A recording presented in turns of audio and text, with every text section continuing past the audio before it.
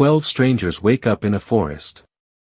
Gagged, panicked, and with no idea where they are or how they got there. They're confused. Disoriented. And one thing becomes painfully clear. They're being hunted. Not metaphorically. Literally. Welcome to The Hunt, a brutal, satirical thriller where the line between predator and prey gets blurred fast, and no one is safe. Let's dive into it. Our story begins with chaos. People wake up one by one in the woods, some still drugged, barely able to walk.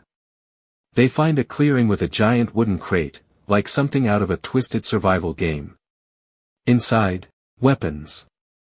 Guns, knives, and one very suspicious pig dressed in a costume. Then, boom. Shots ring out. Explosions.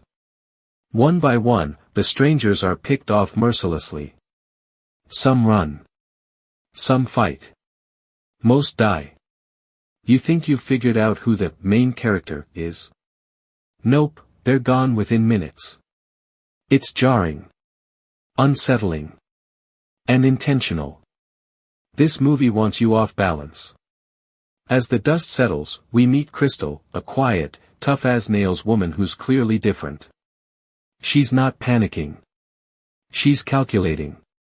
She observes. Analyzes. And when the moment calls for it, she kills with precision. Unlike the others, she doesn't ask why. She asks how do I survive? And that's when the questions start: why were they chosen?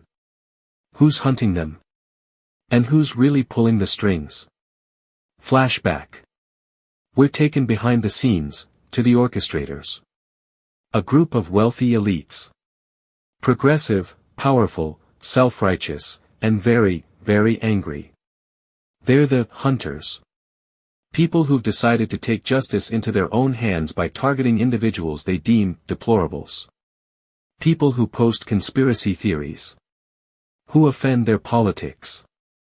Who disagree with their beliefs. It's punishment, masked as satire. But the twist?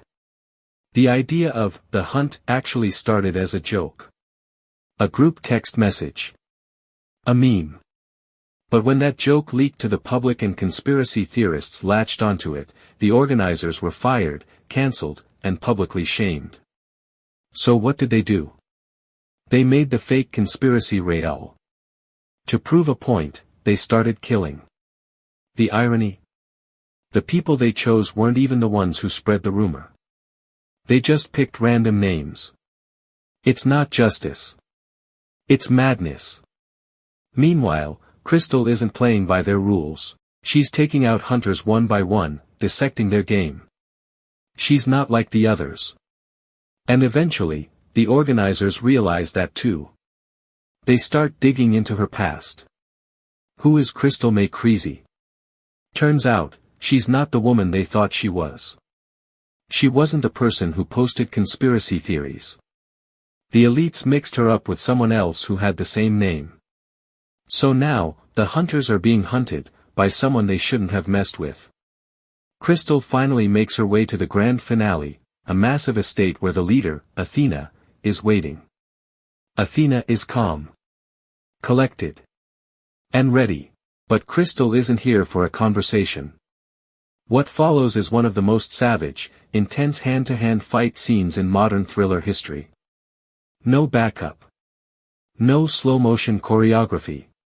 Just two women, locked in a brutal, bloody brawl fueled by rage, confusion, and a whole lot of built-up tension.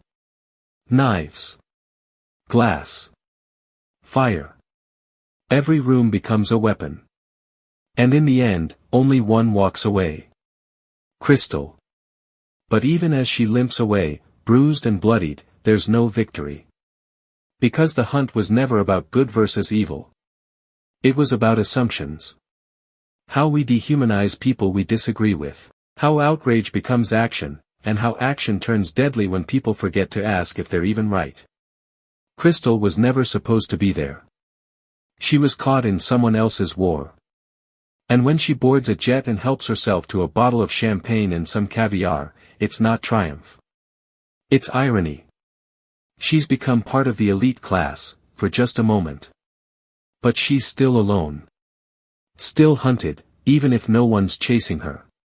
The hunt is a dark mirror. A commentary on how divided we've become, not by facts, but by fears. It shows how easily people will kill, justify, and destroy for the sake of being right.